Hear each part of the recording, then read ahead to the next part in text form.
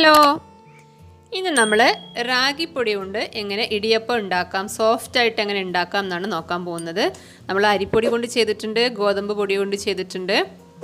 ഇതിപ്പോൾ റാഗിപ്പൊടി കൊണ്ടാണ്. റാഗി നമ്മൾ വീട്ടിൽ തന്നെ വാങ്ങിയിട്ട് കഴുകി ഉണക്കി പൊടിച്ചിട്ടുള്ള റാഗിയാണ്.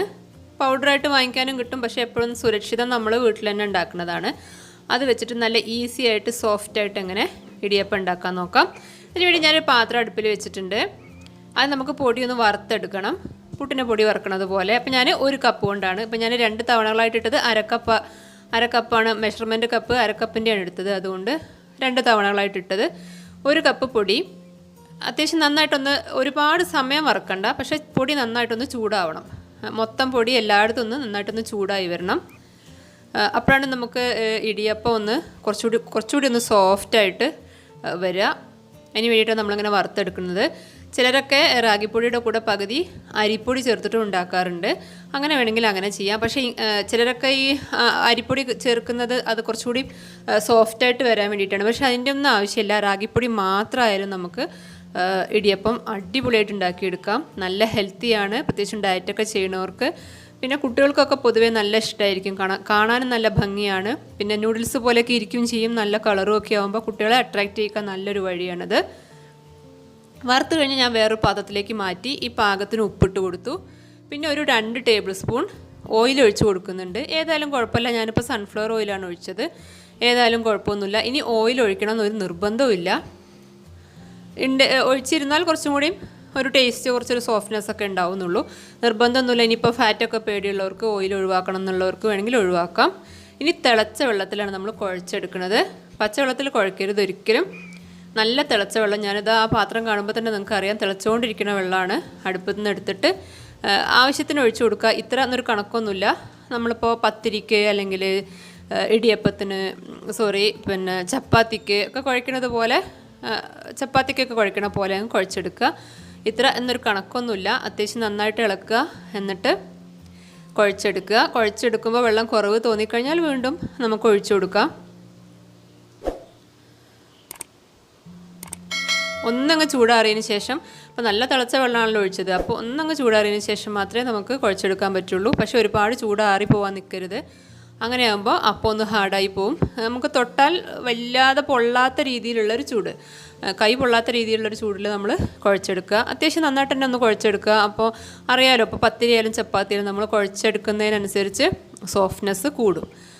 ഇപ്പം ഞാൻ കുഴച്ചെടുത്തു. ഇനി നമ്മൾ ഇടിയപ്പത്തിൻ്റെ സേവനാഴിയിലിട്ടിട്ടാണ് ഇത് പിഴിഞ്ഞെടുക്കുന്നത്. ചിലരൊക്കെ സേവനാഴിയിൽ ഓയിൽ പുരട്ടി കണ്ടിട്ടുണ്ട്. ഞാനിപ്പോൾ അത് ചെയ്യണില്ല. നമ്മൾ മാവിൽ കുറച്ച് ഓയിൽ ഒഴിച്ചിട്ടുണ്ടല്ലോ. ഇനി ഇടിയപ്പത്തിൻ്റെ തട്ടിൽ തന്നെ ചെയ്യണമെന്നില്ല. ഇടിയപ്പത്തിൻ്റെ തട്ട് വേണമെന്നുണ്ടെങ്കിൽ അത് ചെയ്യാം. ഞാൻ പക്ഷേ ഇപ്പോൾ ഇഡ്ഡലി തട്ടിലാണ് ചെയ്യണത്. ഇങ്ങനെ ചെയ്യുമ്പോൾ നമുക്ക് ഇഡ്ഡലി തട്ടിൽ ചെയ്യുകയാണെങ്കിൽ ഒരു 8 എണ്ണമൊക്കെയാണ് ഉണ്ടാവുക. 1 കപ്പ് പൊടി എടുത്താൽ കുറച്ച് ഓയിൽ അപ്ലൈ ചെയ്യുന്നുണ്ട്. തേങ്ങ വേണമെങ്കിൽ ഇടാം കേട്ടോ. തേങ്ങ ചിരവിയത് താഴെ ഇങ്ങനെ ഇട്ട് കൊടുത്താൽ കാണാനും ഭംഗിയാണ്, കഴിക്കുമ്പോൾ കറിയൊന്നും ഇല്ലെങ്കിലും കഴിക്കാൻ ടേസ്റ്റ് ആയിരിക്കും. ഞാനിപ്പോൾ അത് ചെയ്യണില്ല. ഞാനിതിൻ്റെ കൂടെ കറി കൂട്ടിയിട്ടാണ് കഴിക്കുന്നത്. മാത്രമല്ല തേങ്ങ ചിരവിയത് ഇടുന്നില്ല, ഓയിൽ അപ്ലൈ ചെയ്ത് കൊടുക്കുകയാണ്. തേങ്ങ ചിരവിയത് ഇടുമ്പോൾ ഓയിൽ വേണം നിർബന്ധമൊന്നുമില്ല. പെട്ടെന്ന് തന്നെ നമുക്ക് അരിപ്പൊടി കൊണ്ടോ അല്ലെങ്കിൽ ഗോതമ്പ് പൊടി കൊണ്ടോ ഒക്കെ ചെയ്യുന്നതിനേക്കാളും ഈസി ആയിട്ട് നമുക്ക് ഇതിങ്ങനെ പിഴിഞ്ഞെടുക്കാൻ പറ്റും. കുറച്ചും കൂടിയും സോഫ്റ്റാണ്. നമ്മൾ വിചാരിക്കണേക്കാളൊക്കെ എത്രയോ സോഫ്റ്റാണ് റാഗിപ്പൊടി. നമുക്കിങ്ങനെ ഹാർഡായിട്ട് തോന്നും, പക്ഷേ എന്നാൽ നല്ല തിളച്ച വെള്ളത്തിൽ ഓയിൽ ഒഴിച്ച് കുഴച്ച് കഴിഞ്ഞാൽ നല്ല സോഫ്റ്റാണ്. എപ്പോഴായാലും ഒരു ചേഞ്ചിന് വേണ്ടിയിട്ട്, ഇപ്പോൾ എന്നും ഇങ്ങനെ അരിപ്പൊടി കൊണ്ട് മിക്കവാറും ആൾക്കാർ സ്ഥിരമായ അരിപ്പൊടി കൊണ്ടായിരിക്കും ഉണ്ടാക്കുക. ഞാൻ ഗോതമ്പ് പൊടി കൊണ്ട് ഇടിയപ്പം ഉണ്ടാക്കുന്നത് 2 ദിവസം മുമ്പ് ചെയ്തിട്ടുണ്ട് വീഡിയോ. അത് നോക്കിയിട്ട് ട്രൈ ചെയ്യുക. ഇപ്പോൾ അതാ ഞാൻ മൊത്തം ചെയ്ത് കഴിഞ്ഞത് കണ്ടോ, 4 8. ആദ്യത്തെ തട്ടിൽ 4 എണ്ണം, ഇതിൽ 4 എണ്ണം, അങ്ങനെ 8 എണ്ണമാണുള്ളത്.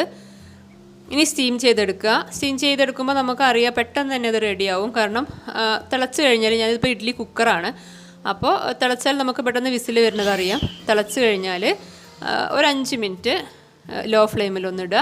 പെട്ടെന്ന് തന്നെ റെഡിയാവും. ഒരുപാട് സമയം വെയിറ്റ് ചെയ്യേണ്ട ആവശ്യമില്ല. ഒരുപാട് സമയം വെച്ചിരുന്നാൽ ഹാർഡ് ആവുകയാണ് ചെയ്യുക. അപ്പോൾ അതിനുള്ള അവസരം കൊടുക്കണ്ട. 5 മിനിറ്റൊക്കെ വെച്ച് കഴിഞ്ഞിട്ട് നമ്മൾ എടുക്കുക.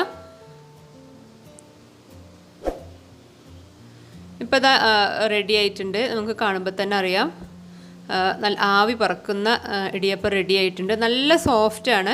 ഇനിയിപ്പോൾ ഞാൻ കണ്ടോ, ഞാൻ കൈ കൊണ്ട് വെക്കുന്നത്, പാത്രത്തിലേക്ക് വെക്കുന്നത് കാണുമ്പോൾ തന്നെ അറിയാം ഇതിങ്ങനെ ഇളകിക്കൊണ്ടിരിക്കണം. നല്ല സോഫ്റ്റാണ്. കാഴ്ചയിലൊക്കെ കുട്ടികൾക്കൊക്കെ നല്ല ഇഷ്ടമാവും ചെയ്യും. എന്നും ഇങ്ങനെ ഒരേ ഇടിയപ്പം തന്നെ അരി കൊണ്ട് അല്ലെങ്കിൽ ഗോതമ്പ് കൊണ്ട് ചെയ്യുമ്പോൾ ഒരു വെറൈറ്റി ആയിട്ട് ട്രൈ ചെയ്യാം. നല്ല ഹെൽത്തി ആണല്ലോ. അപ്പോൾ കുട്ടികൾക്കൊക്കെ ചിലർക്കൊക്കെ റാഗി കൊടുത്താൽ കഴിക്കാനൊക്കെ മടിയുള്ള കുട്ടികളുണ്ടാവും. കുറുക്കൊക്കെ കൊടുത്താൽ അങ്ങനെയുള്ളവർക്കൊക്കെ കൊടുക്കാൻ പറ്റിയൊരു ഐറ്റമാണ്. വെറൈറ്റി ആയിട്ട് ചെയ്യാം. കുറച്ച് പഞ്ചസാരയൊക്കെ ഇട്ടിട്ടാണെങ്കിൽ കറിയൊന്നും ഇല്ലാതെയും കഴിച്ചോളും മക്കളൊക്കെ.